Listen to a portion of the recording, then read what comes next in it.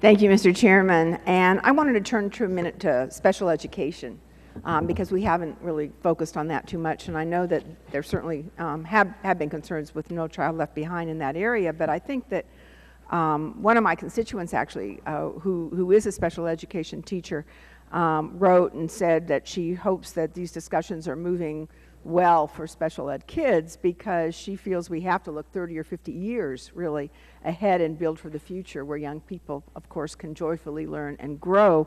And there are concerns that the Republican bill that's before us would allow any number of students with disabilities to be tested using alternate achievement standards. And that perhaps parents wouldn't understand the full consequences of these assessments, including a decision that might be made in third grade, for example, that would prevent their child from achieving a regular diploma as they move down their educational path. The other concern is that it doesn't require separate reporting on alternate assessments, and it would mean that schools could report 100% of students are proficient, but without any indication of whether those students were held to lower standards and tested using alternative tests. So I wonder if you could respond, to at least the information that we have about these provisions, whether you think these are acceptable or not. Ms. Pompa, do you want to respond, or others? What do you think we're going to see in 30 or 50 years if these provisions were passed into law?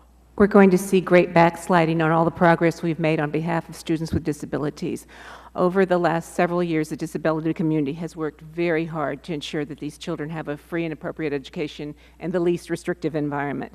And through many reauthorizations of IDEA, we've made great progress, and now we're able to connect the progress there to the progress that was the targets that were laid out in the No Child Left Behind Act.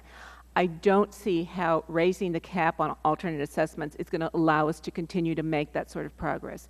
Most students in special education do not have cognitive disabilities. Most students in special education are able to be taught and are able to meet the same standards as all students. And taking and following through on this proposal would set us back several years. Thank you.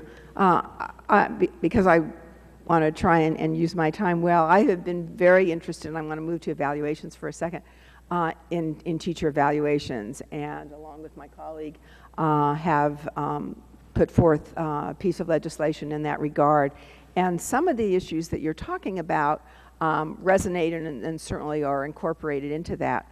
But I also was concerned, and particularly with Colorado, it's my understanding, and certainly correct me if I'm wrong, that Colorado doesn't report federally required data on the distribution of inexperienced, unqualified, or out-of-field teachers in high and low minority schools and in its equity plans. So that, in fact, the public certainly doesn't have an opportunity to look at those issues. And so I'm wondering, Ms. Kashmir, does your school report that? Repeat the question, my school report? The number of teachers who are either inexperienced, unqualified, or it's working out of their field. That currently we don't report that. I know that the qualifications that get you to, in my case, proficient 2 or above, are yes, published. Whether that's going to change or not, I couldn't speak to that. Because I'm wondering how then, I think actually there's a level of transparency that's important. I think trying to figure out where exactly that is in terms of full disclosure, may be something that we need to talk about. But I agree. But I'm interested in knowing then how it sounded as if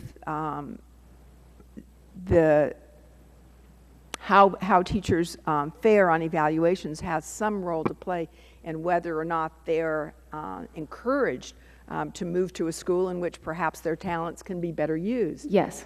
And so, if you are a proficient 2 teacher or above, and there is a need in another school for the quality of teaching that you can provide, the district will place you in a position where you can do the most good for the students. That's correct. And do you think that it should be very, very clear in any bill that goes forward that professional development and how it's used is going to be part of any evaluation process? I think in the case of a teacher who is in need of professional development, and I hope I'm explaining this well, if the teacher does in fact need professional development in order to become a better teacher, it should be very clear And that is what our system has set up. We weren't just thrown into this system. This was 5 years in the making.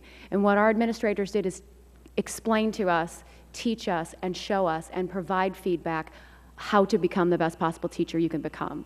So it is available to those teachers who are not performing to get the help through the district and through their own buildings to become that proficient teacher. The gentlelady's time has expired.